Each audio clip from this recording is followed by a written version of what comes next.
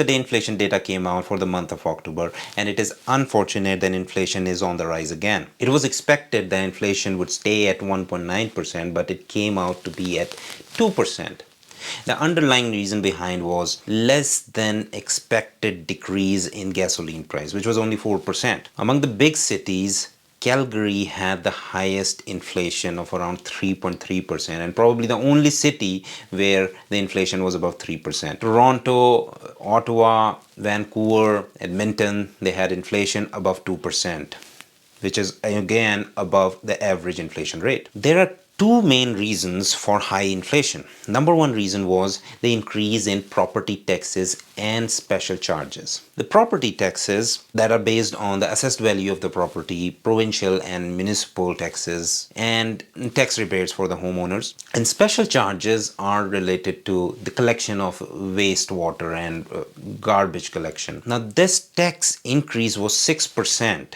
That's the highest after 1992, more than 30 years. This means that government has made it more expensive for the homeowners to buy the property or maintain the property and even live in the property. Newfoundland and Labrador were the hardest hit, followed by British Columbia, where the property taxes increased by 8.1%. The second biggest reason was the increase in grocery prices, or the food bought in the stores, which was at 2.7% above the average inflation. This is third time month after month that food inflation has been above the average inflation. Now remember that this is where general public get hit the hardest. The food they eat is getting pricier, means that they are relying more and more on food banks all over Canada. This is not it. This grocery inflation or food inflation is going to go up further in the months to come. You see, in winter, fruits and vegetables are being imported from hotter regions in United States to Canada. As United States dollar is going up, it is getting appreciated against all the currencies, and Canada is 4-year low. That means that we're going to pay more for the imports from United States. All that high payment will be translated into high prices for the available fruits and vegetables here. So the food inflation will continue to grow up. There are few things that won't increase in the value as bad as the other ones, like ham, turkey, cranberry, potatoes. These are the products that we harvest in our country. So if you want to save a couple of dollars in your grocery, you might as well buy these things during winter time, during holiday season. Shelter cost and rents, they climbed too, but they were not as fast as before. Shelter cost climbed up by 4.8%. Earlier it was 5%. This is lowest after June 2023. Mortgage interest rate went up by 14.7%. This is lowest after November 2022. Rent was low. It was 7.3%, but this is far from relief for the renters. Renters, their rent has gone up by 25% since 2019.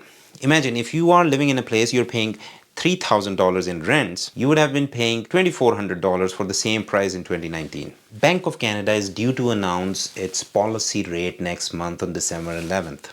And this inflation data is the last data that they would consider for their decision. The core inflation, the inflation that does not take into account the prices of the volatile items like food, energy, indirect taxes, that stayed at 2.55%. Now, this core inflation is the main measure that Bank of Canada consider to increase the rate or decrease the rate. Last time, when they dropped the rate by 50 basis points, core inflation stood at 2.35%. Now it is at 2.55%. So some experts are worried that Bank of Canada would not go with their 50 basis point, but it will dial back to 25 basis point. I disagree with that.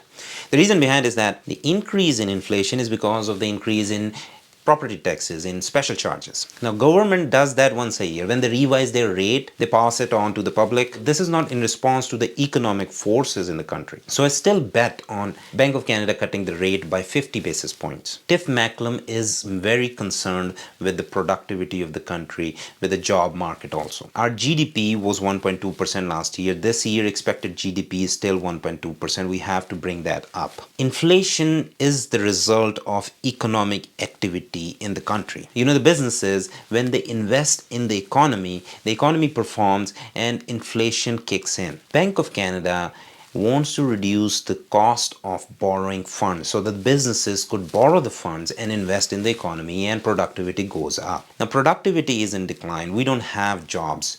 The unemployment rate is at 6.5%. The employment rate is at 60.6%. People above the age of 15 years, all of them, only 60.6% are employed. This means that we don't have productivity. When there is productivity, people seem to be employed in the economy. So to increase the productivity, to increase the employment, reduce the unemployment, Bank of Canada will have to drop the rate faster. There are two more sets of data that Bank of Canada would consider before they give out their decision on the policy. The GDP report that is coming out on November 29th and the labor force survey that is coming out 1 week after that.